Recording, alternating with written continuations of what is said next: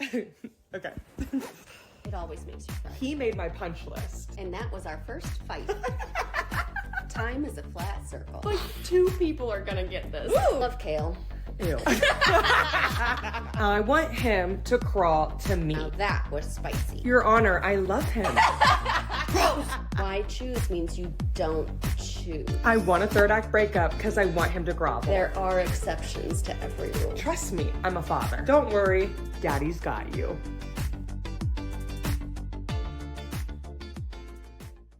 Welcome to Chapter 11 of the Smut Daddy Podcast. Hi, guys. I am your host, Father Lib, aka the Smut Daddy.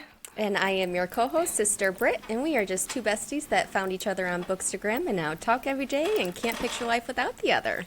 And we are joined with someone else now that we talk to every single day because of Bookstagram. And we love her. For everyone that's already watching, we have What Jordan Reads Today in his house. Look at that surreal t-shirt that I want. Hello. You can't see. We got the surreal tea on right now. I am loving that you're on this journey.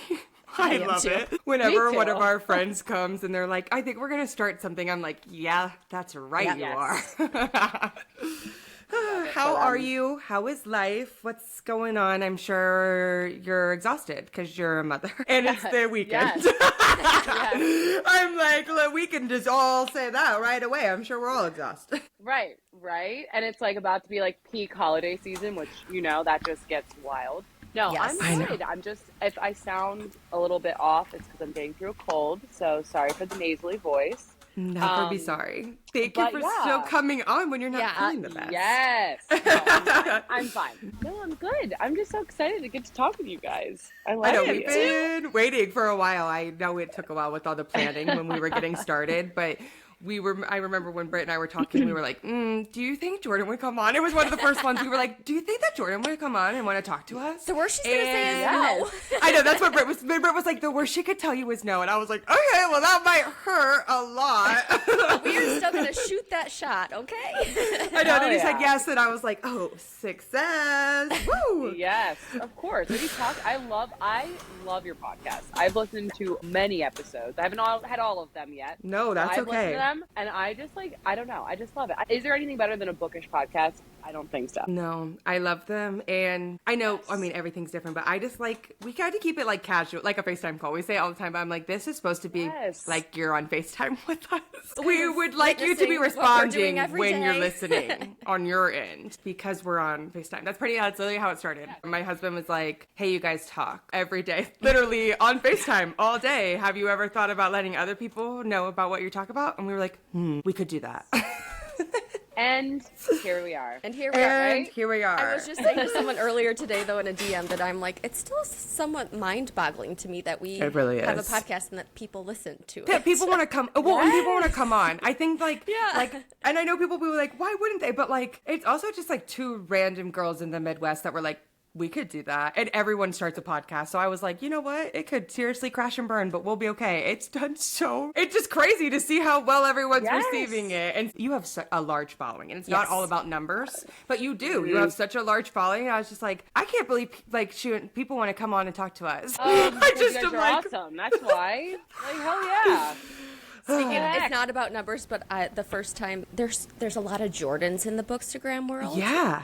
There are. So exciting because I feel like I've literally met one other Jordan in real life in my whole life. And it's yes. So and there's a handful that I can think off the top of my head. I've never met another Libby. When you were brave enough to give me your cell phone number, and it was like, how do I differentiate and save it? I put Jordan and the amount of followers you had, and then I had to keep changing it and updating it.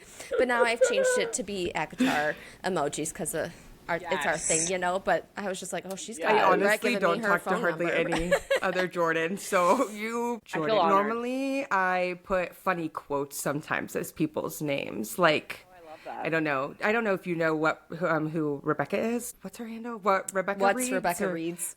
Yes.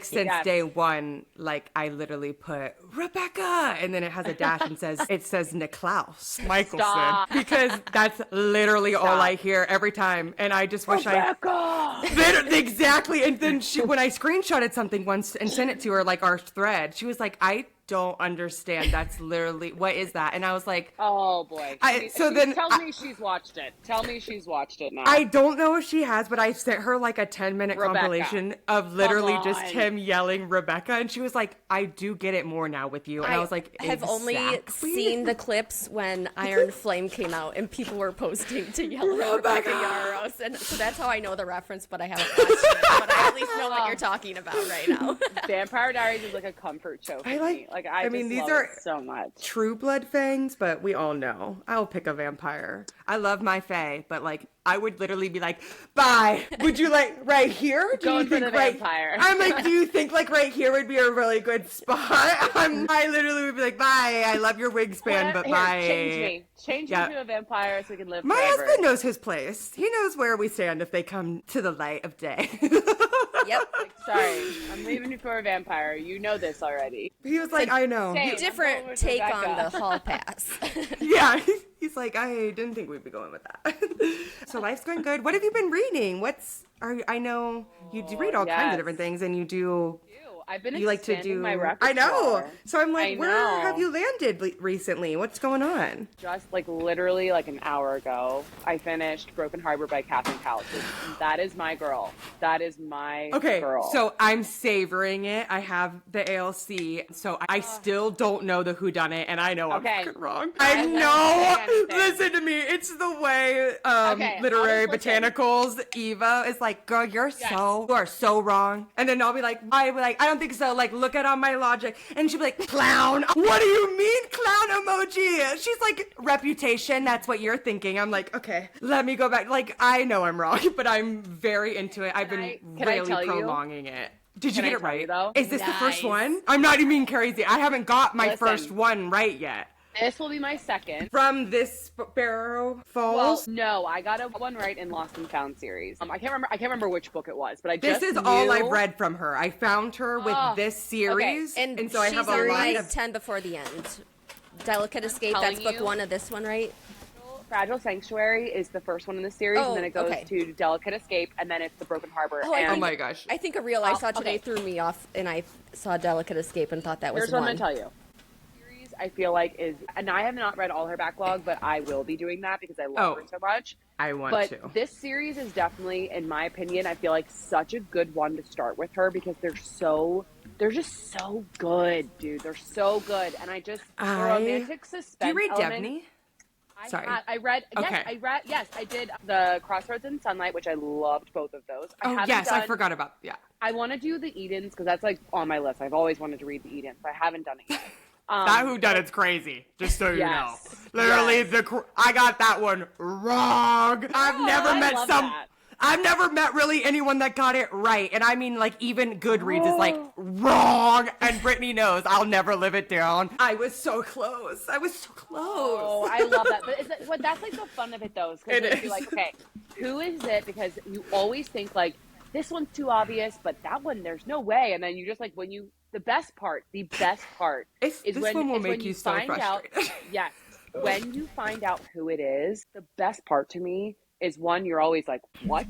But then she goes through like kind of like their why. Exactly, like how it all, and you're like, oh my God. I kid you not. Oh, there's a very few books that I have literally closed it and reopened it, and Indigo Ridge was one of the first ones I ever did that to. It's also the voice note and the text I sent Brittany because and she has no idea what the is going on, number one. And I'm like, it's this person! It's literally this person! I've been telling you the whole time that it was this person and I was wrong! Like, she was like, oh! And it's still a meme in our life to this day. We're always quoting that line that you'll get to, and then we can loop you into it. I feel like if I make merch one day, it literally has to go somewhere. I feel like I can't read the Edens now because I just know too much. Like, and I usually it's one in 1 year, out the other, but this one has stuck because of how prevalent it was.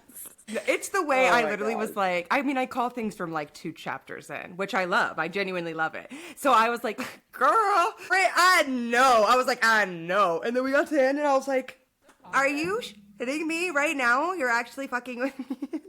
It was the second whodunit I ever got wrong. The second one ever was that. And so I was like, okay, well. I'm humbled. And I was.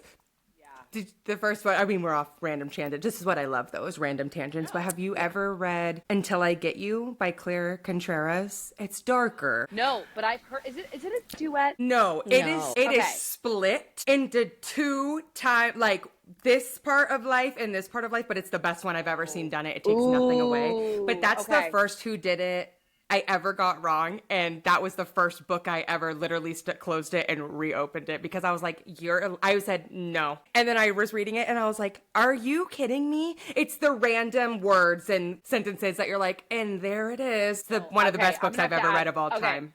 I'm gonna have to add that. I love it. When people are like, what about it? I'll be Maybe like, we could buddy read it, Jordan, because I haven't read it yet either. And the audio, the audio is very good. I did it on audio and I loved it, but that's probably one of my favorite books of all time. It's like top 3. And so, okay. I love it. But that was the first one I ever got wrong. And I was like, that's a lie. I was mad. I was like, the author literally lied to us. Excuse me, that's not right, actually. And then I was reading it and I was like, okay, so the author's smarter than I am, clearly. And okay, so you're reading. Got it. Okay. She Taylor Swift me. That's what I tell people now. I'll be like, Catherine. I'll be like, she Taylor Swift me. Mastermind it. How did I miss it? She is like literally to me like when you find out who it is and like why they do it, you're just like, holy shit! Like Catherine came up with that in her head. Like that just blows me away. And then she'll be like, and I have the whole series planned, and I'll be like, you already know all of I know. whodunits. And I'll just tell you this. Can I tell you though, dude? At the end, I love how you always get the prologue and then like the first 2 chapters of the next book. And this prologue fucked me up. Of the next one. I'm just going to say it.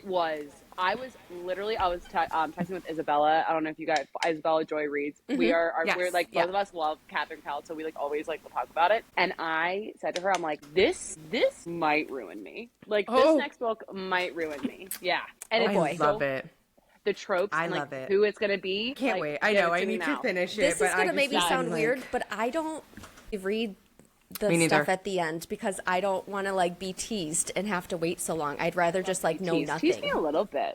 Mine's not even that. It's that I'm weird and I like to know like 2 tropes and be like, well, and then that's that. I don't even need to know one more thing. Don't even tell me your name. I don't even want to know. I feel like I go into books so blind and people be like, why'd you pick that up? And I'll be like, what do you mean? It's because it was by an author I liked. I have no idea what it's about. I just was picking it up. Lately, I'd really like to go into books blind. Like I actually, me too. When I first started Bookstagram, like I loved reading like the quotes from a book. Or, me too, and spoilers. Like I wanted to pretty much know the whole book before I read it, and now I'm like, I don't want to know literally anything. Like sometimes they give too many tropes in their trope list for me, and I'll be like, you could have let me find that one on my own, you know? Like, or it's not even like it's bad. It's just like I like literally 3 tropes, and if you've hooked me in 3 tropes, I don't need to know one more second about it. I will be reading your book. Yeah, like I love going in like more blind than not lately, and it actually makes romantic suspense better. I feel like when you don't know all the tropes of the romantic suspense, it also really helps because you're like, I'm not exactly sure what I'm supposed to be looking for fully. Like, because other people will know that, but if you didn't read every last thing, you're like, okay, I'm not sure. Like, I have changed my tune. I used to read a lot and research and try and be prepared-ish, you know, but now I'm really liking less patient to go in. But I did just read a recent where I was going in blind and had none of the tropes or triggers, which I didn't really care about the triggers, and this wasn't a trigger, but it was The Forged in Blood by Sadie Kincaid, her first paranormal romance one. I didn't know it was a bully romance going into it, and it really kind of set the vibe.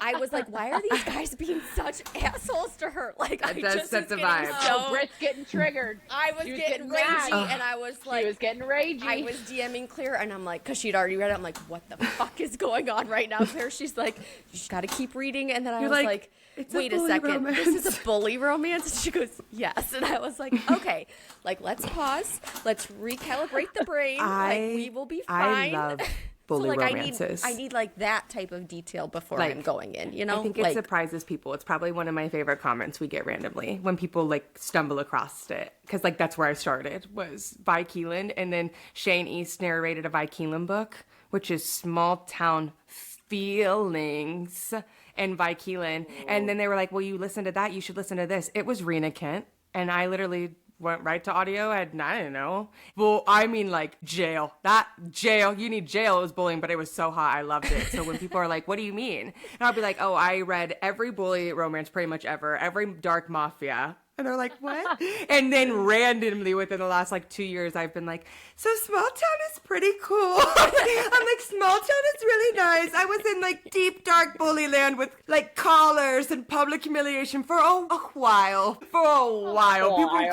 People scroll back on the Goodreads and they'll be like, hey, you don't read that much anymore like that. I'll be like, I know. We have lived to lighter times. I've never read a bully romance. I have not really dipped my toes that much into dark romance, bully, why choose. Like I have Until not I gone... Get You is literally like I think a perfect segue, and I'm not just saying that. Yes. Like I think it is a great you were segue gonna for it. try the dark first though, but the third person POV was a hang up. Do you think now that you're doing ACOTAR that it'll help you get over it? Because I feel like when I was listening to Frost and Starlight, when it was like the narrator, but I loved how when I was listening to it that I then heard their voices while I was doing it. So I don't know. Not to mention that Sarah's narrator is one of the best narrators of all time. Phenomenal. I loved her. I thought she does all of them besides Crescent City, but she does all of Tog as well. So whenever that journey happens, by the way, it's happening. It's just I know, or I'll be starting our own bully romance in real time. Let me tell you. She's like, I know, I can't. I know. Some people were like, one of my friends was like, you have to let her enjoy ACOTAR. I was like, I am. No, but what kind of friend would I be if I didn't tell her every day that we're leading to more greatness? We're getting greatness and more greatness. I'm so excited forward to it. I am already looking forward to it because I'm very intrigued to see, like, because I know it's like a whole different world, and I'm excited. I'm just excited to. I'll need it. You're reading it in the right order, though. Heartbroken. Yeah, that's how I read it. Like, you are reading the right order to be able to fully appreciate both series in the best order. Yes. And we were actually talking this morning to LA. I always forget her handle. Literary Alexandra. Yeah, I can literally always forget it. And I was telling her, like, that's how I did it. And there's no, like, spoilers. I think you've already read it, but still. And we were talking about, like, the journey of how I did it. And that's the way you're doing it made it, like, so much, like, better. Because you pick up on these moments and you're like, oh, crap, I understand now. Like, you might not be understanding now, but then you, like, get to other books and her series and you're like, oh, well, it all comes together, which I love. That type of writing. Talking about and not referencing is in it's like in one of the early that's why I have a very bad habit, which Britt knows, of once I read a series, there is no more series. It is one book. Does that in my head? Does that make totally sense? Get that. Yeah. No, I get it. I genuinely am like, well, that's why I be very vague with things, because I'm like, my brain literally is like, well, that's one story. I mean, you're going to read it, Jordan, and it's not going to register until you read the other one. But like I'm 5 so books. excited. Nope, like 7 books in. 7. It takes 7 books into Tog for you to realize 2 lines of a book in ACOTAR, and you're like, you're literally going to read it. But are they interconnected in a way? Only time will tell. Just have to keep reading. Why you can't do this to me? Oh my god. I'm so excited. That's my number one, like, Christmas wish list. I want to get the Tog series. Like, give them all to me so I can then do it next year. Like, because I probably won't be able to get to it this year. Most likely. Okay. Yeah. I'm not a slow reader in the sense of I can't, like, I can, if I had a chunk of time where I would be uninterrupted, I could binge a book out, but kids. So it takes me a while to, like, get through books. Yeah, I can understand that. Which I'm learning, which most new moms do. I used to be like, wow, I read so much. Like, I was doing so good. And then he started rocking and having attitude and telling me, no, mama. And I'm like, okay, so we're not getting anything. I do still read a lot, and I know that. And I can listen to audio. The only way I can digest audiobooks is at 2 times speed. Like, it's how my brain likes them. So I still get a lot of reading done, but I'm also just like, what? Like, half the time I do feel like for the first time in the last 3 or 4 months, I'm like, did I comprehend that, though, the way I used to? Because there was someone, mama, mom, mama, I cry, tantrum, which I like love being a mom, but I'm just like, I don't know if I understood any of that chapter, but I also don't have time to go back. So we keep it pushing. I feel like I've been reading at a snail's pace recently, though, but I've just did a couple of betas back to back, so it's on my computer, and I feel I've been doing a lot of betas I don't know why, too. but I feel like that slows me down. My Kindle for some reason. I think it's because we have to be so locked in, because they're like looking for the critical feedback. You have to really be focused for sure. Yes. And then when you're tired. I'm also working outside the home now, and we are no longer in our summer hours, and it's just and the holiday season coming up, and so I'm like, am I even going to get to my 10 before the end? I know I'm going to read the 10, but I'm also starting to panic. I'm like, am I going to have time? That's why I haven't made the post yet. No, that's literally why I'm in my head. I was like, wait, should I just make fun of myself? And I'll be like 10 before the end, but slash out the 10 and be like 3 before the end. That's most likely the reality. Yes. Me being able to read. And I do know I'll read 10 books just because I have things I'm doing, but I also am just like, does that count? Sometimes I'm like, does that even count? I do have a choice, but it's that is work. I'm doing stuff for the author. So then I'm like, the 10 doesn't matter? You know what I'm like, dude, I don't know. I haven't made the post. I'm lazy. I haven't even done I didn't do the top trends either, top 6, top whatever. The top 5, I think, is what it was. I knew how much time. I literally picked out all my stuff, cute. but the time to put all of it on a slide, I don't have time. Both of you are so freaking good at edits.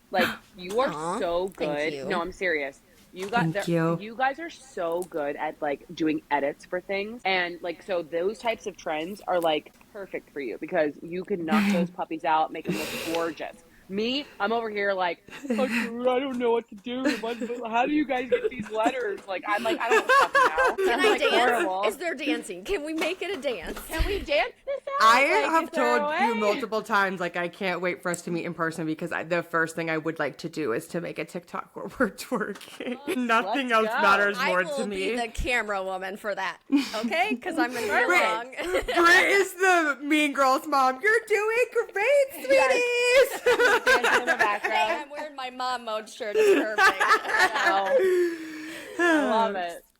So I know we've been all over the place, but I love it. So what were you starting when you first got into reading? Have you always been reading? Did you read growing up? How did you find the romance community and where were you starting? Yes, I loved to read as a kid. I actually resonated with Belle so much because she was my favorite princess because I loved to read and I wanted to be Belle when I grew up. And then all through elementary school, middle school, high school, I was reading all the books that came out. Twilight, I binged that shit so quick. Hunger Games, all of that stuff, right? So Twilight. yes, exactly. So I loved reading. And then I feel once I kind of became an adult and I was in college and I was working and that kind of stuff, I was I kind of lost it. I wasn't reading as much. And then I think a lot of people relate with this, but when 2020 hit, you were just stuck in your house, not really doing much. Yep. But at the time I was I hadn't really gotten into it, which is crazy to me. At that time I was in the throes of going from 1 to 2. So I was just that's a big I don't know shift. what's going on here. I can't focus. Then when I was postpartum with Mackenzie, so she's my third, she was born in July of 2022. And I remember literally almost this time of year, I was talking to a couple of my friends and Mackenzie was one of them who's an author and I love her so much, which is so cool that I got to see her before she even became an author. I watched the whole process and I got things little paragraphs before she even posted it that she was gonna write a book. I got to read them before. Exciting. It was so cool. I'm so proud of her. She's literally doing so amazing. I remember she was Jordan and my friend Emily and her, we were in this group chat. I love them so much. And they were have you never read Smut? And I was what's Smut? I was I had no idea. Literally Do you guys know each other in real life? Are you close neighborly or no?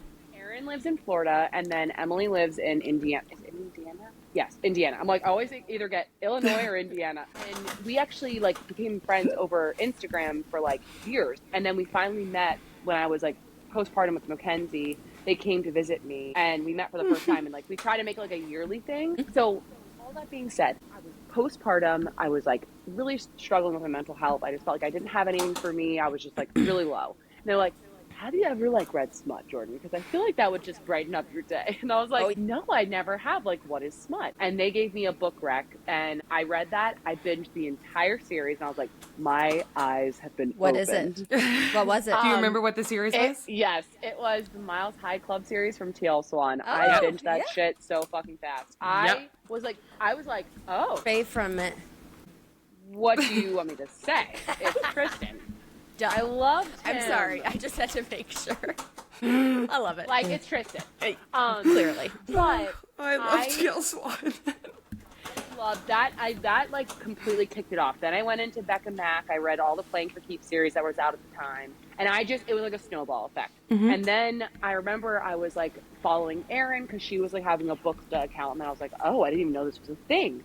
So then I like was discovering Bookstagram. I was discovering Book Talk. I was like, this is so cool. Like, I didn't really love, because at the time I was having like a motherhood page, which I loved for the time that it was. And I still kind of weave that stuff in, like when I watch, because it's important to me because it's a part of who I am. Yep. Yeah, absolutely. But I was like, you know what? Like, I could do this. Like, I want to do a Bookstagram. Like, I want to start one. And so I remember I started it in like May. I think it was that following May. Did you start a brand new one, or did you just switch your handle? I just switched it. Switched it? I would not blame you. Yeah, I was like, I just switched it, and I was like, listen, if you want to stay, I'm here. Yeah. We if would not, love to have you no stay. worries. Yep. Anyways, all that being said, and I remember I was like kind of, getting my feel. Like I was trying to figure out like what to do, kind of what, like how I wanted to show up. Yeah. And I remember, because, we all love, T Swift. I mean, I'm a big Swiftie. And I mean, you two are like the biggest Swifties that I know. Like, I'm like, can you explain the meaning to the songs to me? Like, you two are the people I will come to for those sorts of things.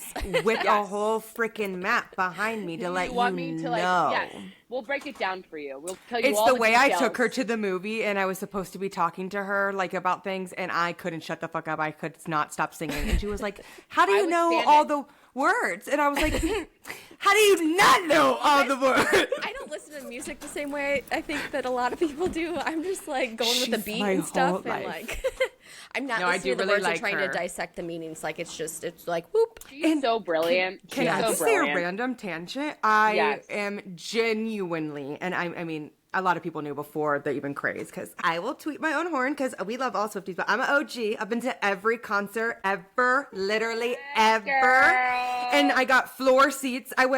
Made my parents go like almost bankrupt getting me floor seats to Reputation, to like for all of us, which they did, but it was wonderful. It was the best. But the Tortured Poets Department, I shit you not, I have never moved a Taylor Swift album up into my top 5, like for a while. Easily. For a while. It's number 2. It is literally number 2. And I am like, and I know people are like, this doesn't matter. It does to me, because as OG Swiftie, I was like, this will be good, but it'll be like maybe 5. Like if we're breaking top 5, it's going to be like 5. It's the way my whole life had to be shifted around for TTPD. And I was like, and we still have good ones.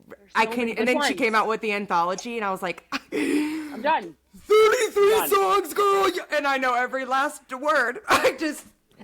We love to go on a T Swift tangent over here. We're a T Swift household. Yes, we could. If anyone wants that episode, I've said it before. I can give you a book rec for every album, every song, whatever you want me to do to make it bookish. I will do it. We need to see that. So we're gonna plan that, and it's also at the same time gonna be as soft bullying Brittany into learning all the information we want her to know. Perfect. I will try to be a sponge, okay, and just soak it all in. I love it. No. So, no. Oh my God, I could talk about Taylor all the time. But I could. There are a couple things I can't stop talking about if we get started. Yes. No, it's okay. I could talk about her all day. No, but I remember it was what was it, Midnight? It was when 1989 Taylor's version came out, and I remember I like posted some rant. It was the flashing lights. Yeah, like the dance that came with it. Mm-hmm. Yes, And that one like took off, and I was like, oh, so we like to see Did me it dance take like off an on idiot. TikTok or Instagram first, or More both? on Instagram. More on Instagram. I feel like, I don't know what, but Instagram liked me more than TikTok. TikTok is kind of trying to figure it out. I don't know if they. Me too. They're not really sure I'm about trying me. to figure all of the algorithms out. I have no idea what's going on. And I'm just like, I'm too old to figure out that shit, so we're just gonna stay away from it. Yeah, it's fine. But yes, and I was like, people like to see me dance like an idiot. Cool. Well, I can do that. And then I feel like once I started just dancing the way that I do and just being silly and goofy, being like, whatever, I'm gonna make a fool out of myself. Then I felt like that's when kind of shit just hit the fan, and I just saw like, oh, Being your authentic self, people loved it. Yeah. They love so it. I just like to twerk like a, I literally idiot love it, over folks. I will say it always. I met my husband twerking, and look at us now. Look at you now. Look us at it. now. Don't let anyone tell you that going to a bar and twerking doesn't get you anywhere, because it does. It does. It does, folks. Sure does. There you go. So And I've met the best freaking people. I was aka like, you guys. But I literally just, I love literally this it's the best. It's the it's honest to God. And I know this week's been a little rough. It's been a rough week. It's been a rough week. Well, I think too. No, we don't have to get into it. I think even this week aside, there's always things in any Always community something, that yes. is not what people Absolutely. want or like or agree with. But I love this community, and I have never had so many friends, literally in my whole life. And people be like, And they're true online, yeah, and they friendships. know my real. whole life and what's going on and my phone number and to text me and to check in and like, what more do you want? Real, I'm like, authentic there's friendships are formed in this community, and I think it's just amazing. And then when they can You know why? transcend, like, even more to, like, where Yes. we meet up, I am just like, I don't know what you mean, Best. how it's just an online thing. It's not. This is my whole world. It's right here. If you think about it, it's like you're connecting with other people who love something just as much as you. So then you always have something to talk about. You always have something that you get to connect on. And I Always. feel like every single person that I've been able to meet that is also like a bookish person, right? It's just so easy to like connect with them. There's Yeah. always It's, a like, good natural. flow. I don't know if it's Yes. because we're literally reading so much that we understand the way conversations, like, should flow and keep happening. But you're know. never, like, lacking for something. You know what I mean? No. And I think in this community too, it's really good because even if for some reason you had nothing to chat about, there's literally like a new book release every 2 days. Literally every 2 days, a new book is coming out. So there's always something to talk about. There's too much to talk about sometimes. And then I'll be like, we have to play catch up rather quickly so that we're not all behind on everything else that's going on now. I The love amount it. of people that I feel like I've told I love you to in this community, I'm like, I never would have thought a few years ago that would have been possible, but I truly do feel like a connection with these people, and you form relationships, and they So mean many something to you, and they relationships. bring such joy and fulfillment And I think- to your life. It's So I mean, true, and I Britt. won't lie. There are times where I still feel like lonely. I am a very introverted, anxious. Like I have really bad social anxieties. So there are times I feel like lonely, like in the physical, like, you know, in IRL. But then Yeah. it's always someone though, like in the bookish community that reminds me, like, nope, we're good. Like, what do you need? What can I do? And like that always helps and like reassures me because I'm like, we got this. Like we're all together. We can all do this. We can get through it. A lot of us are anxious and Yes. depressed. So it's nice when someone just understands and Well, you I don't have think to like a lot of- overly explain yourself. A lot of I think people a lot just of people get read it. romance because of, at least I do, because of anxiety, because I know no matter Yep. what's going to happen, they're going to end up happy at the end, you know? So it gives me a peace Yes, of mind, you know? absolutely. So That's what I tell a lot of people, and I know it's controversial, but like for me and how my brain does it, like I love the miscommunication trope because like you don't get a happily ever after half the time with your miscommunication in real life. Like it just is like one party has to figure out how to keep going. And in Yep. romance, you're always going to get together no matter what. It doesn't matter what that miscommunication was, they're together. And I'm I just mean, I like, know they're going to end up happy at the end, but I'm still really love pissed it. off at that miscommunication. I mean, You can be a I- little motherfucker. pissed off. I just wish that You're like gonna get a we rage could have voice it note, more. and then we're gonna move on, and then we're gonna. And be I love fine. it. I love the rage voice notes, but I'm just like, I love it because I think there's a lot of times in my life where I'm like, I wish we could have just even angrily talked for a minute about it instead of just moving on. You know, that would have been nice. I have feelings, a lot of feelings. A lot of people know I have a lot of feelings. We all Big do. feelings girl over here. I love it when people send me Same. pictures crying and they'll be like, you destroyed me with this book wreck. Well, that means I've got a plus, another one gold star added to the list for Libby. Literally, if a book makes me cry, I'm like, all right, cool. Great. Yours Emotionally was destroy me. Great. I didn't, it's evil, but it was emotionally satisfying when you sent me the ones reading The Haven River, because it's like my top read of the year. And I was like, ooh, this one feels really good. This one is a really Literally, good cry. I loved Sunlight, dude. Sunlight. I mean, Crossroads was so good. It really, really was. But I don't know what it was about. I think that Sunlight, their meet cute was so freaking cute. Like, I don't know It's what one it of the was. best accidental pregnancies I've ever read. I'm excited to be able to hopefully, fingers crossed, add another one that I like to my list because it's a short list. I love it. Yes, it really is. I feel like it really was so good, and I loved. They're like banter. I just loved it. It was so good. I know, real true banter, not just like the word thrown around. They have true banter. And is there more coming? Is that no? it? This is a completed. It's the way I she was bawled. gonna have a heart attack. Seriously. No, really. Like, I really lost it because I love, this is her best work, her best thing she's ever done. But the more I've sat with it, the more I love it. And she's had to explain herself twice, which she doesn't need to do that, but she's done it on her Facebook group. And she just said, like, this was only ever meant to be like one brother, but like you couldn't tell West without Jax. So then Jax got his, and it is also Infinity. This is like a little Infinity Star duet for her. And so she just wants to let it live and be that. And I don't even think there'll be much. She said there probably won't even be crossover really anywhere, because like this is their little moment of time. And I think it's beautiful, because though I feel like I say it all the time now, like fantasy changes your soul a lot of times. You're like, wow, fantasy. But this is like the first small town series out of all the 600 plus I've read that like literally changed part of my soul. Like a piece of me, without spoiling it for Britt, like a piece of me will always be under that willow tree on the hill, you know, like forever. Like, and I was like, oh, so we're entering into soul changing territory, Miss Devney. Dude, that scene was beautiful. Like, that scene was beautiful. I know, it was so good. And then with Sunlight, not that it would have been a disappointment, but like when it was literally for me like the exact same playing field, I was like, you know what, it probably was good she did a duet, because I think book 3 would have been my letdown, if that makes sense. It was too much perfection. Sometimes you have to know like when you need to just stop. Like, like in your head, And it is literal perfection. Like, there's not one thing I would change. Not one moment of them. I love them. So I'm just like... It's so cute. And I love Devney through and through. But there are always things I'm like, well, we could change that, or we could have done that. You know, it's not like... But I'm just like, nope, I don't... No notes. There's not one note. Girl, you nailed it. No. I'm like, every edition you put out, it's on my shelf. That's great. Yes. Friend's like, what do you mean? There's more editions of it coming. You already have... Wait, what? So, you lead us. So good. You lead us through this next bit, because it's could be heavy.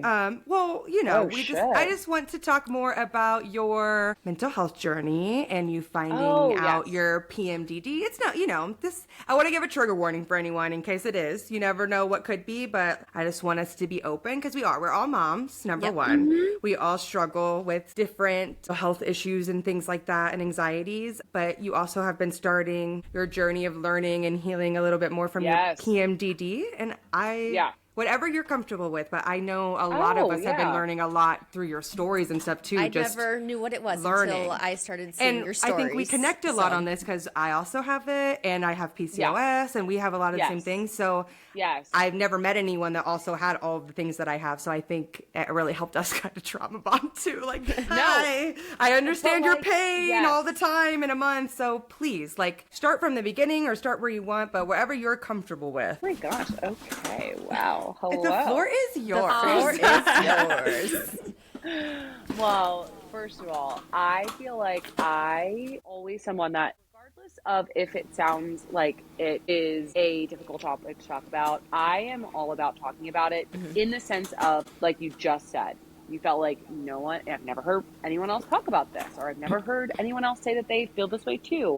What makes me so happy, and I'll get into like kind of the nitty gritty, but I am super proud of the fact that I've gotten messages from other women that are like, thank you for talking about this because this is something that I've been dealing with. I feel like nobody talks about it. And, or they'll say, like, this sounds actually a lot like me. Like, I'm gonna go look into this, or I'm gonna want to talk to my doctor. And it's like that, aside from like when you can tell me that you loved a book rec that I said, which is the best. That is like the best. Yeah, it's like the best thing ever. Yeah. It's the best thing because it's like that at the core of everything, we're all human beings. And so I feel like being able to help somebody either feel validated, to get, you know, a second opinion, to get more information, to help themselves is like, it's so empowering too. Like, you know, helping others realize like you got to advocate for yourself too. Yes. Like we do it for our children, I feel like all the time, but sometimes it's hard to do it for ourselves. Absolutely. And if seeing someone else's story is going to be like the catapult to get you to do it, like that's amazing. Absolutely. Yeah. I know that it helped, like seeing you and a couple others, like I didn't talk a lot about it at first because I just wasn't sure, but it's made me feel so much more comfortable, and now I feel like I'm kind of an open book because I'm like, there's really, I mean, what am I hiding? I was telling everyone in the DM. There's no shame, but I was like telling everybody in the DMs anyway. So I'm like, if someone wanted to know more about it publicly, or it's what I'm thinking, I feel way more validated within the last year to talk about it because it's my everyday life. It doesn't go away. I mean, we might have a good day, but it's not like the next day's probably 100 times worse than, as you know what I mean? I totally get it. No. So, okay. Foremost, I'm someone who is a very sensitive girly. I'm an empath through and through. Me too. Sometimes I wish I could turn it off like Vampire Diaries style. Freaking too. Like, can I turn it off? No, I've like literally been crying to my husband before and been like, do you know how to turn it off? Like, please. Like, switch, please. Literally. How do I turn it off? Dude, sometimes I wish, like, So I've always been someone like that. Like, that has just been me to my core. So before I started being a mom, of course, I think we all do, right? Like, we all think like, oh, when I'm a mom, I'm going to be like this. And then I'm all like, these expectations. No. And like, in some ways, yes. But in other ways, I've been humbled. I'm like, okay. Quickly. Some of them happen so quickly, too. And like, there's certain things, too, like hormonally that you just can't control, right? No. You can't. There's a lot of shit going on. So with my first postpartum, like there was nothing going on. I felt like really great. Nothing going on. I was like, all right. Like, I mean, I felt like a little bit of the baby blues, but I was like, I'm good. Then I had my second. And now I think that for me uniquely, I feel like I had my second in the midst of COVID, like the height of COVID.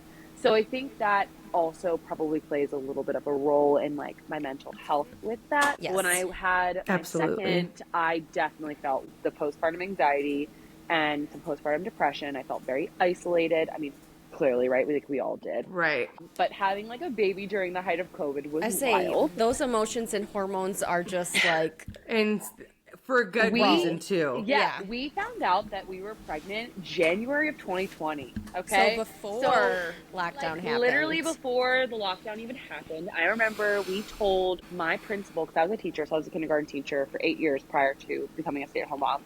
I told my principal That's so wonderful. that, yes, I loved it. It was so fun. I'm going to go back eventually, but just like, have to wait till my kids are in school. But, my principal, it was 2 weeks before COVID. And then they said, we're going to take 2 weeks off of school for a little bit. Meanwhile, it was not 2 weeks. And I remember I told her, I was like, I'm resigning. I'm going to have my second. I'm going to stay home, blah, blah, blah. And then COVID hit. And I was like, well, that was good timing, I guess. But then that kind of like made my postpartum with my second really difficult with like dealing with it in COVID. So I felt like I kind of got like a glimpse of mental health struggles, but I didn't really ever experience it. Had my third, I felt like, to be honest with you, since I had my second in 2020, I have been in sort of like fight or flight mode most of the time. So I feel like my body and I had my kids very close together, and that was done purposely. Some people will be like, did you do that on purpose? I'm like, I did, because my correct. I always wanted to have my kids close just because that's what I grew up with. So in my mind, I'm like, oh my gosh, that was so fun, like growing up with my sisters. It's hard in the early years, but it pays off in the later years. Yes, and I keep being told that, and so I know that's going to happen. But right now, it's really hard. But We're going to make it through. My girls are actually, what's really cool is my girls are the same exact age gap that me and my sisters were. So that's it's really so special. wonderful. That's really cute. It's really special. It really is. So, like, that kind of probably hormones, everything. Like, I didn't really give my body enough time, you know, all the things that they say. Well, when I was postpartum with my third, hormones were hormoning, okay? Yeah. Postpartum depression and postpartum anxiety were really, really, really bad. I was struggling. And the sad part is that I reached out to my doctor and they just threw pills at me and said, here you go.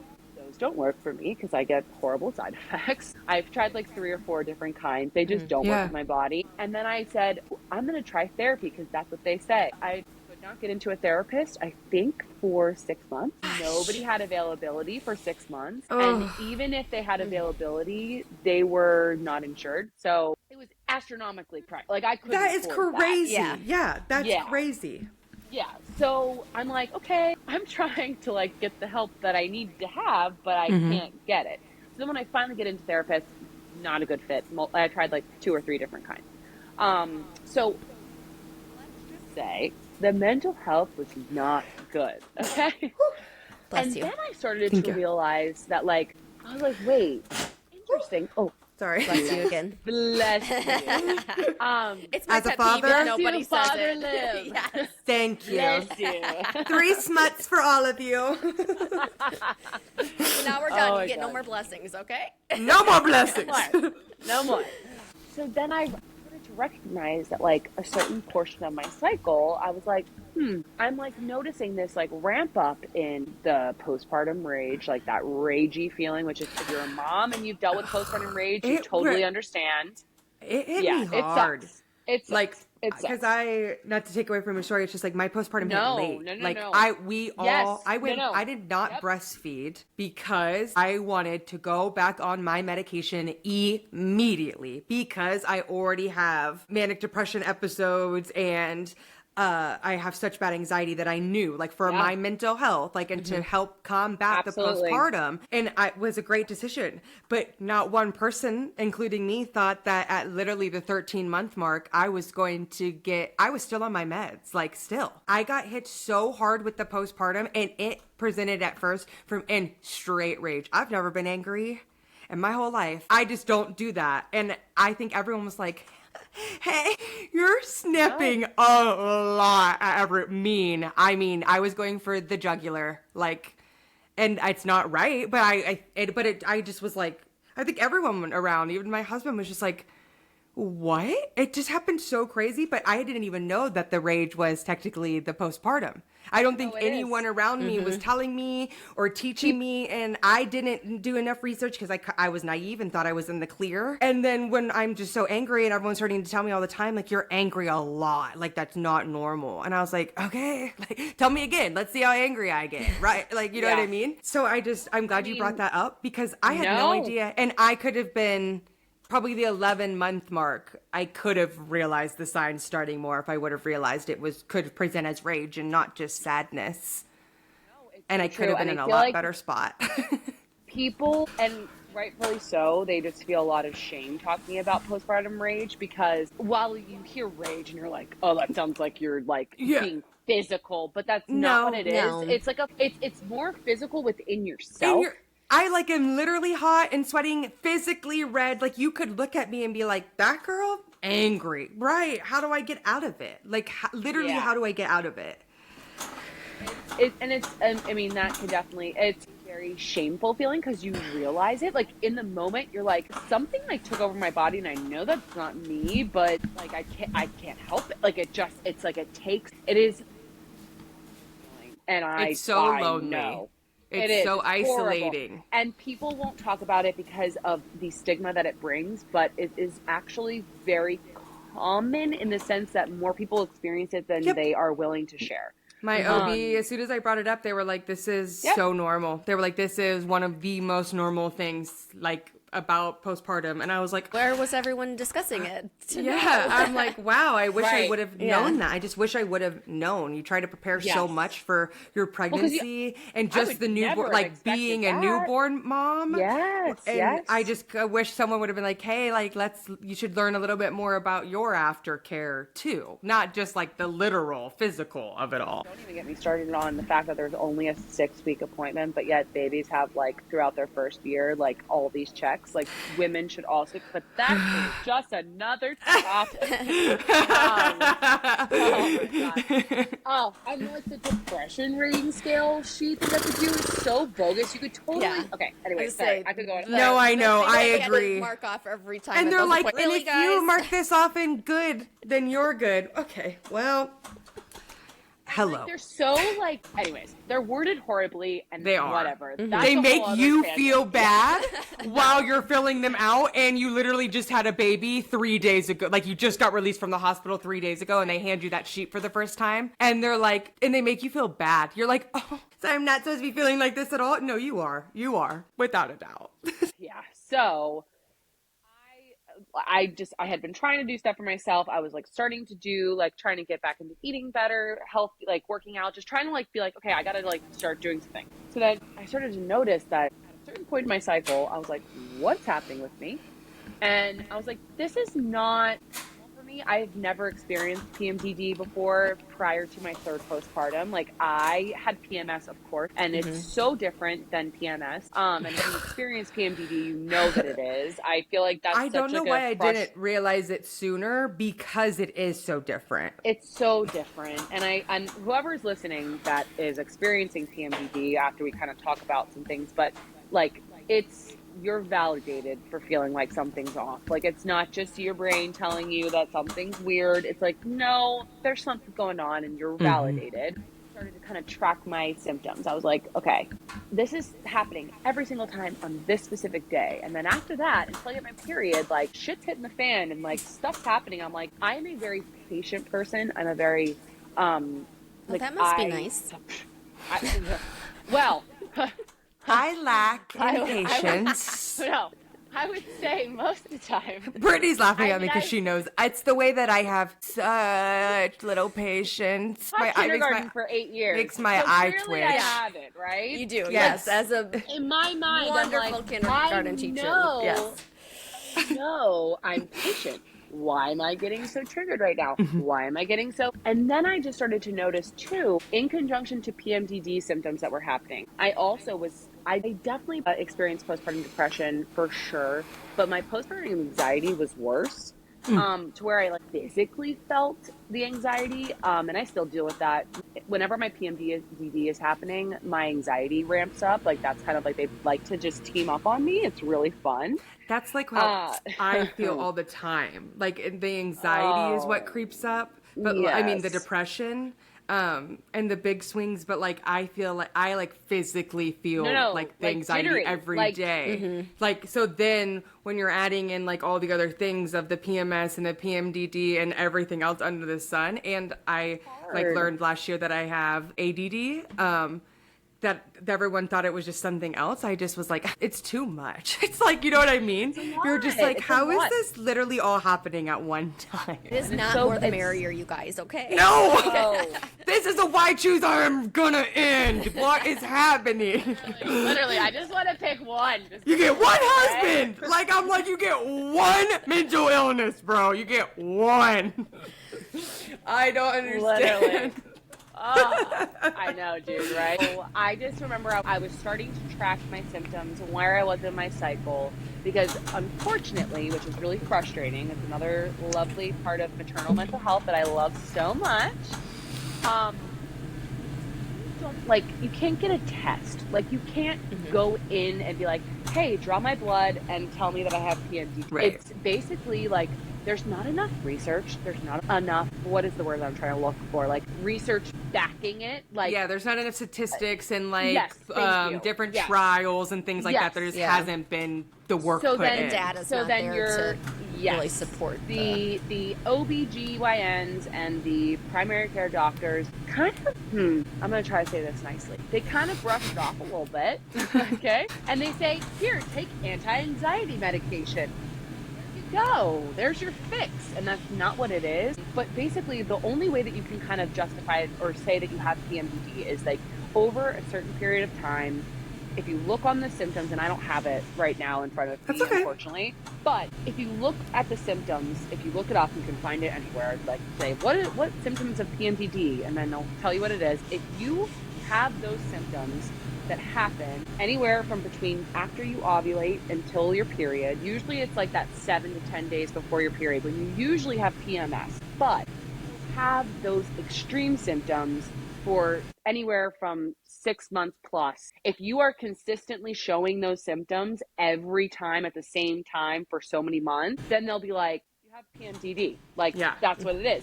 But the problem is that there's like, seems like there's just no solution. They just don't have a lot of information on it. And so what I was trying to do, because bless Ryan, my husband, okay? Because he is literally the most patient man. I'm like, we have patient men in our lives, yes, folks. We have patient men. Here's what I will tell you, dude. My husband literally wrote a book boyfriend, like my best idea of a book boyfriend, and I then just put it into a human being. That's Ryan. Like Ryan is literally like every book boyfriend. I'm like, but it's not Ryan, right? Like that's just like, you know. So he is just like so great, and so he was like doing research too. He was like trying to look up like things to help, and so he was like, they say like we could take this supplement and do this and do that. He was like just trying to help so much and trying to understand like kind of how to help someone who has PMDD and like all that. And so I like remember I just was like, you know what? I'm fucking done with feeling this way. And I'm going to try all the holistic things that I could possibly do to try to help myself. So I was like, I'm going to start eating healthier. I'm going to start working out more. I'm going to take specific supplements that they say help with like certain hormones, and say that for the most part, I think that it's really helped shorten the time and maybe the severity, but I still deal with it every fucking month, dude. Like every month. And for me, what happens is I just feel super depressed. I feel like it's so hard to just get out of my bed. And now I like totally just sympathize with people who suffer from depression all the time, because it's like to say that you can just get up and brush your teeth or go take a shower. That's hard. That's debilitating. So I used to feel so embarrassed because I have had a journey. Like my mental health journey started when I was 14.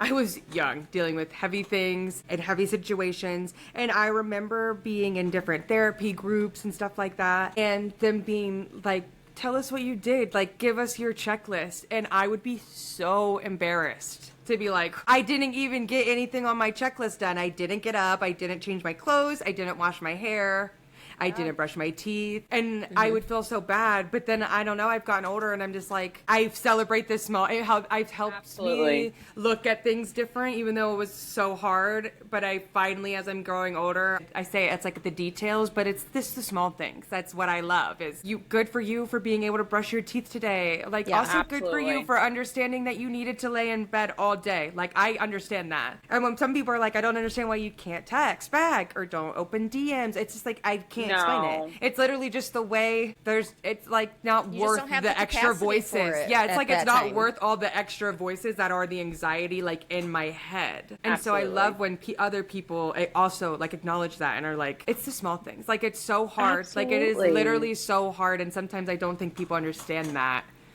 Well, unless you like literally, is it almost as like somebody else inhibits your brain? Literally. You know it. It's like you're cognizant of it. You're like... Yes. The way my therapist described it is you are in a coma, but awake. Like, you are awake in your body 100%. In a coma, but you are, like, literally in the back watching it like that movie.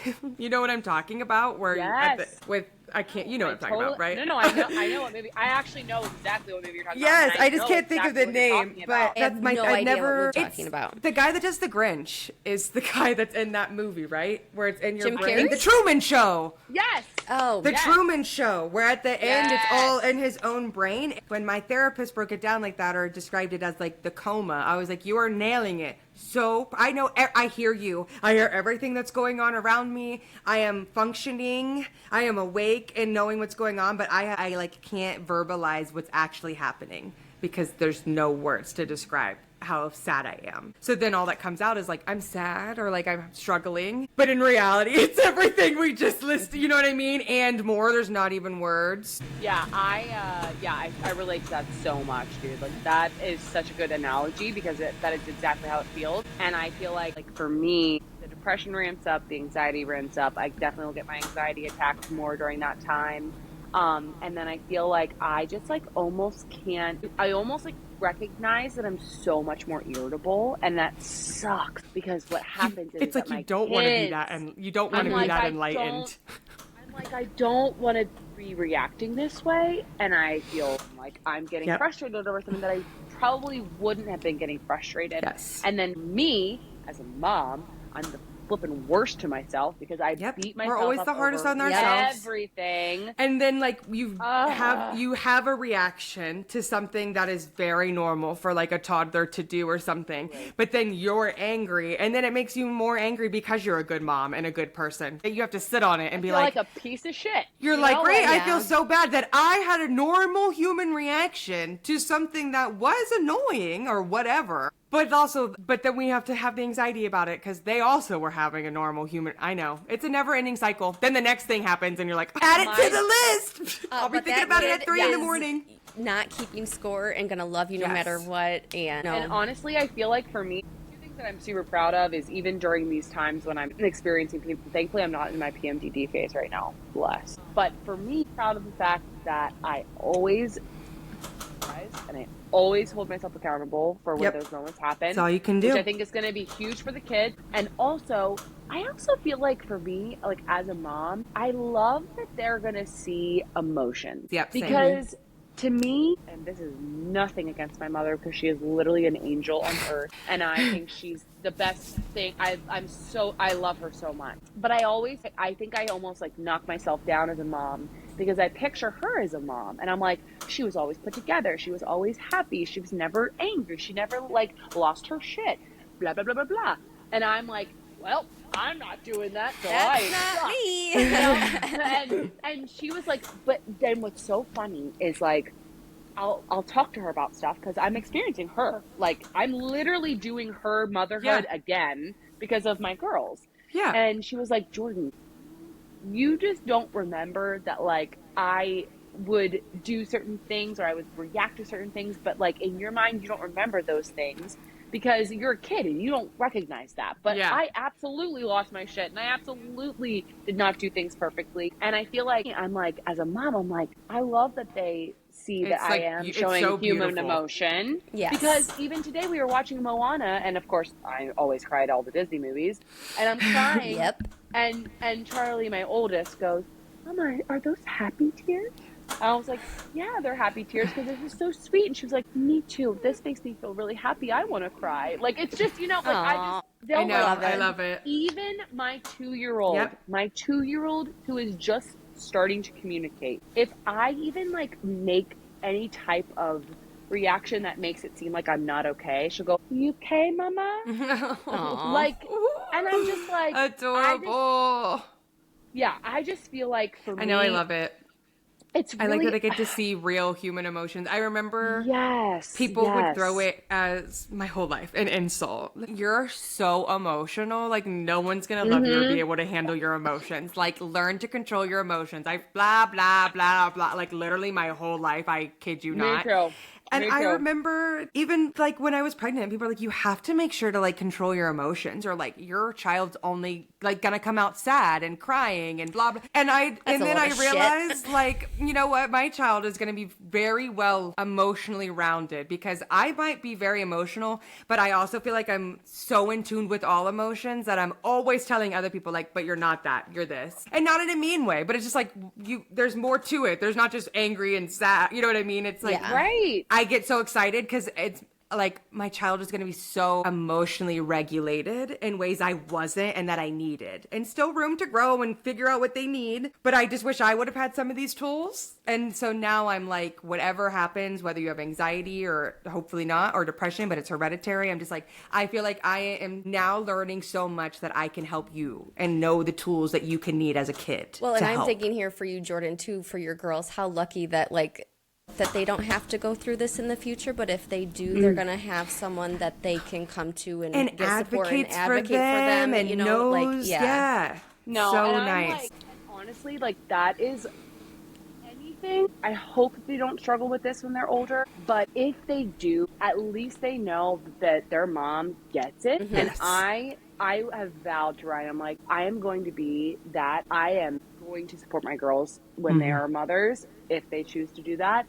I want to be biggest support system because being a mom, while it is the most beautiful thing ever, and I literally love it, and I've wished for it my whole life, and I'm just so grateful for it. It's the hardest thing I've ever done. There are things that, there are things that come with it that you don't anticipate, and there shouldn't be shame about if maybe your motherhood journey and the way that you are as a mom and things that you go through are a little different or unexpected that you didn't know. Like, it doesn't mean that something's wrong with you or something that you're a terrible mother. I mean, it might sound naive, human. But like, it affects everything. Yeah. I think that like you prepare for things and they'll be like, it can cause strain on your marriage and this and that. And then you go through it and you're like, oh, wow. You're like, wow, I am, because your brain just opens up in such a way now that you're both parents. Yeah, I know. And I said to you, Jordan, when I first saw your stories about PMDD, that I was like,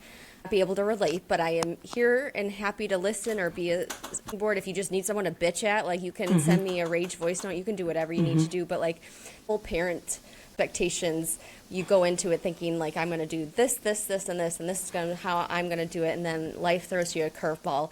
And I have an autistic son with non-speaking autism, so he's ASD level 3, and my parenthood journey got flipped on a 180, and I was like, well, God knew I couldn't handle like tons of things. So that's what I'm struggling with and trying to manage and not lose my shit and stuff like that. So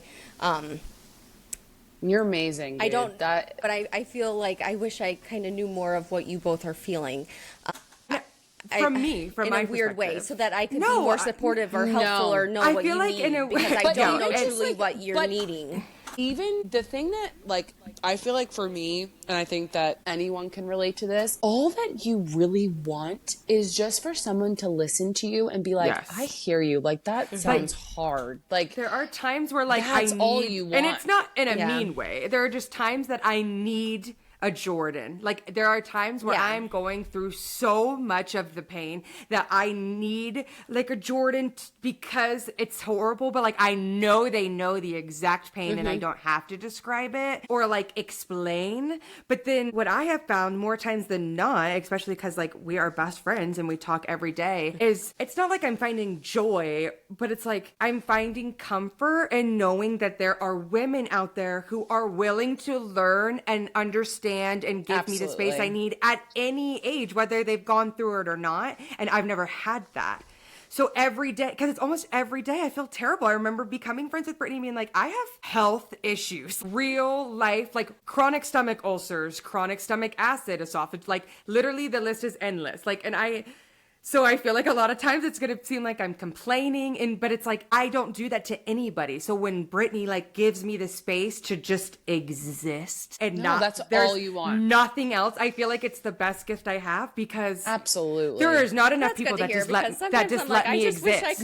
Like when we went on our girl trip, I kept telling her, like, I'm so sorry, I don't feel good, life is happening, and I'm just, and you know, you can just exist, like, you're okay to just be together and let life keep going while we're doing it together, and that, to me, means more than anything. Absolutely. I don't want, and I mean it, I don't want it on my worst enemy, and I mean that with my whole chest, like... Yeah. It is correct. It's, I know, it's hard to describe the pain. It's because it's literally so internal. It's just because like you can't see it. You can't see it, and you literally can't escape it. Like, you know how like sometimes with your back aches or your stomach aches or your headaches, like there is some way to escape it eventually, but there's something about it being like your womb and your core. There's no escape. That's your whole function. Your whole life, you know what I mean? Like, is right there. And there's no way to escape it. And so I think when other women who don't have to escape it, like, let us come to them for the escape, cry. Because I'm like, you don't understand how absolutely not enough women hold space for people, all people, women, men. I just feel like sometimes you don't get enough space held for you when you have like a chronic health issue. And so when people hold me that space, I'm gonna cry right now because it's no, it's amazing. And that's also too like something that I have found that whenever I do share something, like if I'm struggling mental health wise, or if like, you know, I'm dealing with my PMDD thing and I'm talking about it, like I literally think that there are just so many women that will come and DM and say either thank you for sharing this, or they'll bring words of encouragement, or they'll say I experienced this too. Yeah. Like it's like it doesn't really matter if you understand it, Britt, but like you understand the trauma even if you're not feeling it, and you experience something that we don't understand. So and I try to make sure like I hold a space for you and your problems but I love that we're all finding spaces because it's not a competition. I think sometimes not with like I think sometimes people are like, well, I have this problem and this problem and this. Well, we can all have our problems and still support and lift each other up even if we're not having the exact same problems. And I found in this community more than any other I've been in, women in particular get it. They understand more of that emotional like vulnerability that we're all looking for in our own I feel like too, struggles. Like when we read our books too, like that's what all of our characters do. They're vulnerable, they're emotional, they talk about their feelings, they talk about where they're at, they want to be open. And so I feel like people who are chronic romance readers like us, like it's not I need a medication to help for real.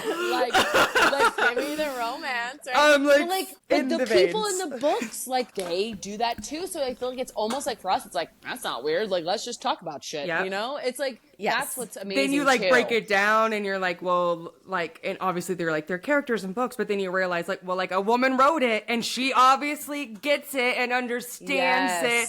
Therefore, I think that's sometimes why the parasocial can get a little crazy with the authors, is because we are falling in love with their characters, but we're falling in love with them understanding how to write the real life issues. And that's where I'm like, I am like your best friend because you understand.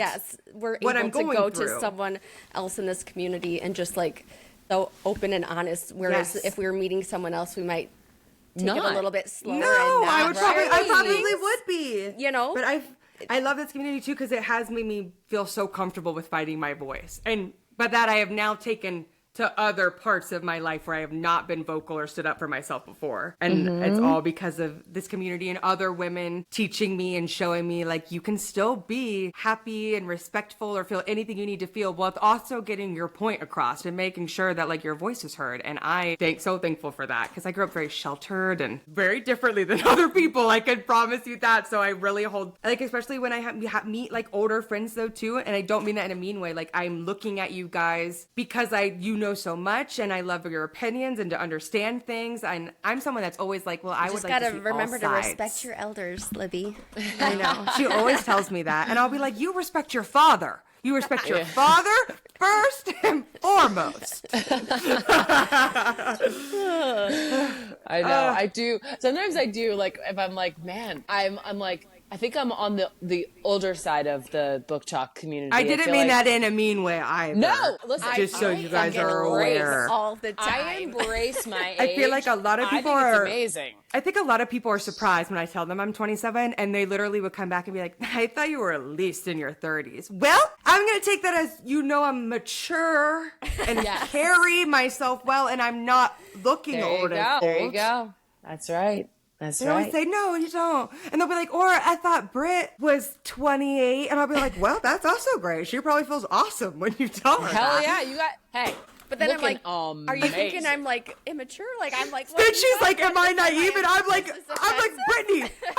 They're trying to tell me I'm 35. like, do with your they think thing, I'm girl? 35, Brittany? She's like, no, it's old soul, old soul. I'll be like, 35 though? 35? I'm not even 30. Not that it's old at all. I used to think 30s were so old, and obviously I was young and stupid. And now I'm like, I know my 40s will be the best years of my life because it'll be the first time I have nothing going on down there. I can't wait for it. I'll be young and thriving. My kid will be graduated high school by the time I'm 41. I am beyond pumped. Yeah, I'm loving the 30s. I'm gonna be 34 Everyone says in it's April. better. It is. I feel I'm ready. I have It's some 100% better. I'll be honest. Yeah, I feel like it's almost just like when you enter your 30s. I literally, not to sound cheesy, but I did feel a shift. It's weird. When I turned 30, I was like, I actually do feel like this is like a different birthday. I kid you not. I texted Brittany. It was probably like 2 months after my birthday, but I remembered texting her being like, my frontal lobe just fully developed. like in this literal exact moment. And I was like, I see new colors. Everything has changed, Brittany. I agree with you, Jordan, though, about the 30, but I think my 30 change, though, was a little unique because it's in June. I was supposed to turn 30 and then give birth to my first son in July, but he came in May. Early. So yeah, he came in May. May. He came 8 weeks early, so I was technically 29 when he was born, and so I spent my 30th birthday in the NICU next to his little isolette, and the doctor works at the NICU that he was in, and so he got spoiled, and the nurses decorated his whole isolette with little birthday pom-poms, and they put a little hat on him and took pictures. But like my 30th birthday, it was just such a mind fuck for me because I was I was supposed to turn 30 and then become a mom, but I was a mom, and that it's just so weird, like, you know. No, when you were wrapping your head around it, you start wrapping your head around your ideas, and then you literally learn, which it's no one's fault, but you just learn so quickly, like, oh, you're right, it's no one's fault. This baby has a mind of its own. When they're coming, he came when he was supposed to come because of the infection that he had and stuff, you know. So it worked out how it was supposed to, but I felt like it was the weirdest birthday, and I felt like wow, I felt like I really aged 30. A lot more than just 1 year, you know. yes, literally. I've aged 12 years this year alone. I can promise you that. I have no idea what's going on anymore. But dude, I feel you there. Dude. What's going on? I don't know. But listen, we'll just dive into our romance books and our fantasy and just disassociate, right? And that's what we do. That's what we do. Reading helps us. Absolutely. Yes. I am so thankful I found it and have the privilege to read so many books from so many amazing authors. Yep. And I think that at the end of the day, that's what I feel like so many people that start a bookstagram or start reading again, it's because they just want something for themselves. They need something for their mental health. They need something that is like going to bring them joy, that is outside of everything else. Absolutely. It's specifically for them. And I feel like that is at the core of like so many of us. Yes. And I feel like that's also why we can relate so well to each other too, is because it's like we all are doing this for a specific reason. And it's all very similar. So I love it. I love it. We love you. I love are you amazing, without a doubt. Before we wrap up, I don't know if that's where we're headed, but oh my gosh, I wanted you, Jordan, to tell me a little bit more about a book that is on my 10 before the end, because of you alone. Oh my gosh, Okay, what book? I'm ready. What is it again? Variation by Rebecca Yarros. Oh, okay, girl. Okay, gosh, I don't want to... Well, first of all, I was like mind blown that they wanted to send that to me. I was like, what the fuck? That is so cool. So awesome. I'm naive. Really quick, my tangent is I found her through Fourth Wing alone. That's on my TBR, baby. I love Violet Sorrengail with my whole heart. Yes. But I've never read any. I've only read one other thing by her. So is this in a series or? So this is just a standalone contemporary romance. Is a second chance. That's all I will say. Because I don't want to give you too many tropes. Okay. I appreciate. It is a second chance, so I'll say that. It was my first Rebecca Yarros book because I had not read. I have not read Fourth Wing yet, and that is on my TBR. After I finish my ACOTAR stuff, I'm going into the Fourth Wing, and I want to do Iron Flame. Yes. So I can be ready for Onyx Storm. Correct? Yes. Yep. Okay. January. So that is what I'm going to be doing, but I remember they reached out to me and they said that they wanted to send it to me. And I was like, oh. That's so cool. What do you want me to say? No? Like, of course I'm going to say yes. What do you want me to say? Because I don't want to give anything away. What do you, is it romantic suspense? I want to know why you want me specifically. Is it Emotion City?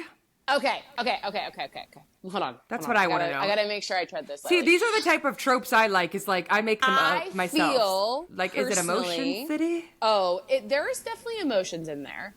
I feel like she did a very good job of handling. I'm trying to think of how I can say this without giving any spoilers. She did a really good job. On the spot this badly, okay, but no. Been wanting do you to remember ask how more questions. Do you remember how you recommended "Unravel Me" to me by Jen Plumer? Mm-hmm. Okay, and how you feel like she did a really good job of how they had time apart and they got back together. Mm-hmm. Correct? Oh. Yes, correct. Okay, I feel like Rebecca Yarros did a phenomenal job of showing us how they end up getting back together and their journey to get there and the little snippets of things that you learn that happened 10 years ago and kind of how it all ties together. I really loved it. And also, like, I feel like people would say that this MC could be a new favorite book boyfriend. Oh, I'm here for that. Snap. Yeah. Yes. So that is your rec, obviously, for Britt. If now I'm going to put you on the spot. What is a book if you could make me read it? You probably already read it. I feel like I'm so behind on like books, dude. I love it. I do love putting people on the spot. Okay. If you can't think of it right now, you can DM it to me. But I'm trying to make it if you come on the podcast, you get privileges, and the privilege is Father Lib is going to read your book rec. Oh shit. Okay. Woo! Let me throw some things out really quick. Have you read the Mindfuck series by S.T. Abby? Yes. Okay, thank God. Okay, amazing. It's on my. I did the audio rec if I'm still finishing it this year. I didn't know there was an audio. I binged that stuff so fast. It's so good, Britt. You have to. It is good. You'll like it, Britt. It's supposed to happen this year, but I'm behind on my 12 for 12s. Let's be serious. It's by a so couple good. of months. You'll absolutely devour it. Okay. I'm trying to think. Have you read Boys of Toman? I haven't yet. I know. Me neither. No, I haven't. That's on my list of I'm not reading. That's my December 12 for 12 from Laura. What's her thing? May. Book through May. I love her. Yeah, she gave that to me for She makes me want to read it too. She all her well, she's pulled out the big stuff and said, "Oh, you're giving me a 12 for 12 spot?" She said the whole thing, the whole damn series. I said, well, okay, girl, okay.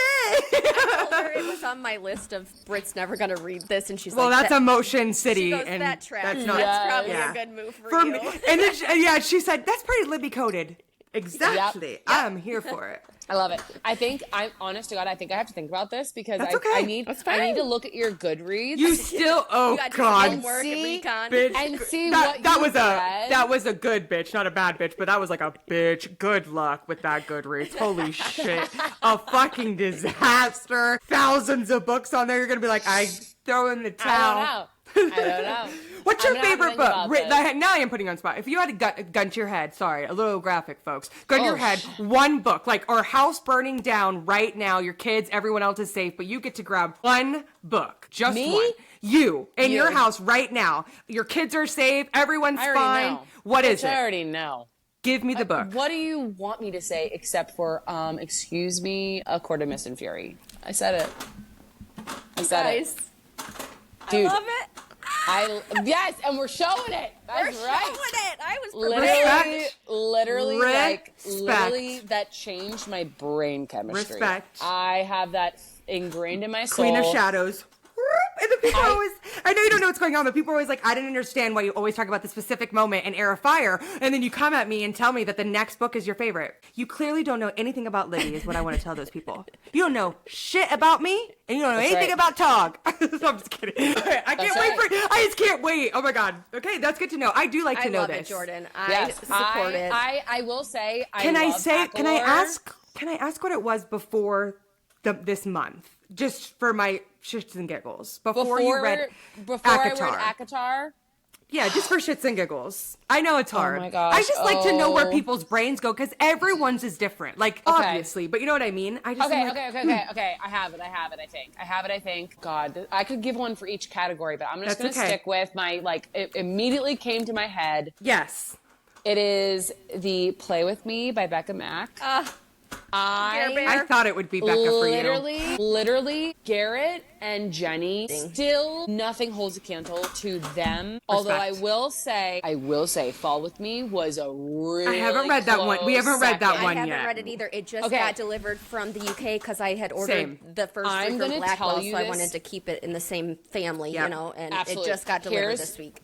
Here's what I'm going to tell you. That one came for Play With Me. It came for it. It was so fucking close, but it still... I like the book that most can't get over don't. Garrett and Jenny. I just still can't. Like, I love them so much. I'm They're not going still to my have favorite. too hard of a time with Fall With Me because the FMC's name is Lennon, and I have. Oh, but I love Boy her. Lennon. She is. But I think it'll be fine. But it's just sometimes the names are weird. The two of them are so good. Like, you're gonna love it. Can you take a guess at what my favorite book is from that series, Jordan? Wait. Fucking Christ. Oh gosh. Wait. Oh gosh. I'm scared. What is it? Is it? Brittany. It's Brittany? Unravel What Me. is it? It's Unravel Me. Listen, I loved Unravel Me, but it was my least out of the whole series. A lot of people's it is. I'm always normally in the minority for things. Consider me. But it was Carter still fucking so Beckett good. takes that.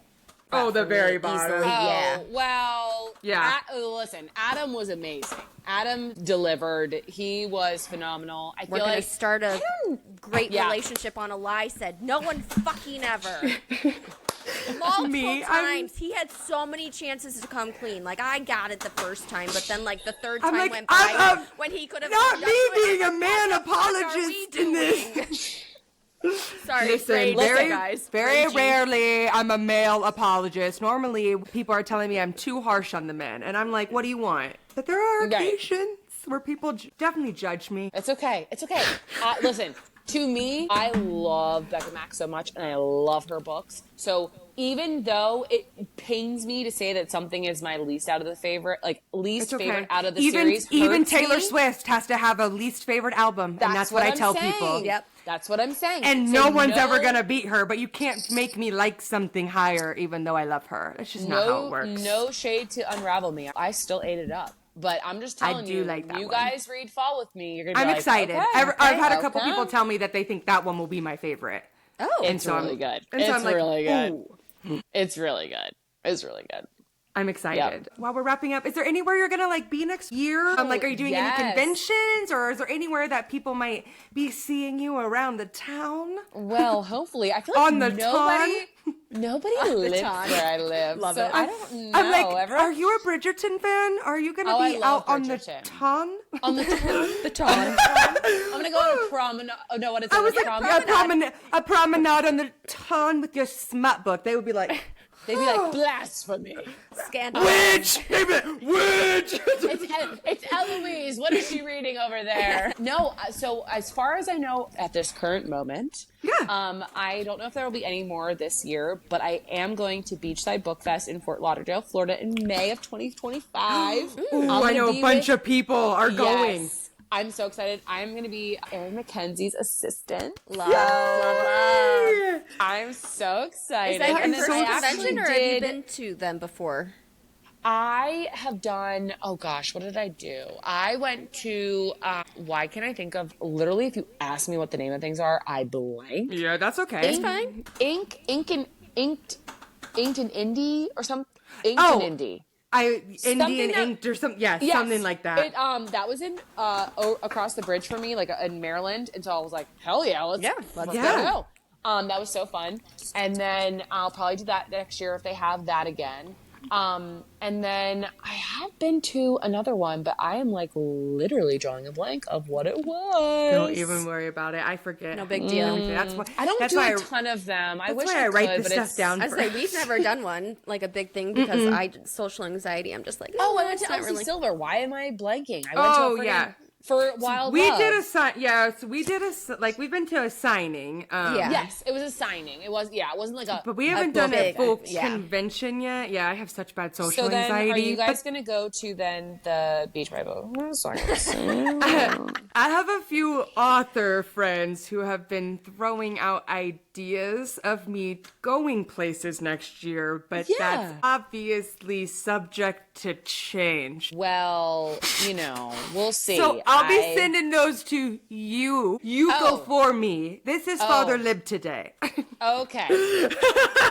I'll pretend. I'll pretend to be you. I want to go. I want to go to a couple, but we'll have to see how things are going. I also just have such bad anxiety that I try not to put the pressure on myself. The signing was a great first step for me. I also made them all sit in the back, and we had to be the last one in the line. But hey, I did it. And we were okay. It. Yeah. That's right. And it was great. It was. That's what I'm thinking. Obsessed with you. I love you guys. Without so a doubt, you have to come back on. It's literally not an option. Absolutely. Well, just tell me especially once you're caught up with all of Yes. Right? Oh my gosh. It's the way. That. When we're going to have the deep dive episode, I feel like she should come that would back. be so fun. Yes, I would love to, honestly, because I love to have everyone's thoughts and opinions for those. So definitely for that. And I'm not kidding. I want to plan a Taylor Swift episode with romance books. Oh my God. Okay, perfect. Because I really don't, I mean, I have like two other people that are like Swifties, which is Eva and Brooke, Romance Books Rex. Yes. I feel like we just need all of the knowledge. I make it one epic podcast of Taylor Swift. And we I'll just just take a yelling whole bunch of notes, you guys. I'm like, we're yelling at Brittany. Taylor Swift, Taylor this, and this, and this guy, and this boyfriend. Brittany's just going to be like, oh, Lord. Okay. She'll be like, and crazy. You guys are fucking crazy. And that's for sure. No, seriously. Thank you. It. We love you. Thank You you are guys. amazing. We will make sure to link everything for you below, TikToks, all of that, so that you guys better go show the love. I'm sure all of you already do, but if for some reason if you're not, you better rectify it. You better rectify it, or the Father is coming for you in the name of smut. Oh, you better watch out. Yeah, 3 hail smuts. I tell people that all the time on Threads. I'm like, 3 hail smuts, and you're good for the day. Anyway, we love you. You're amazing, and we will see you all next time. Peace and blessings. Bye, guys. Bye.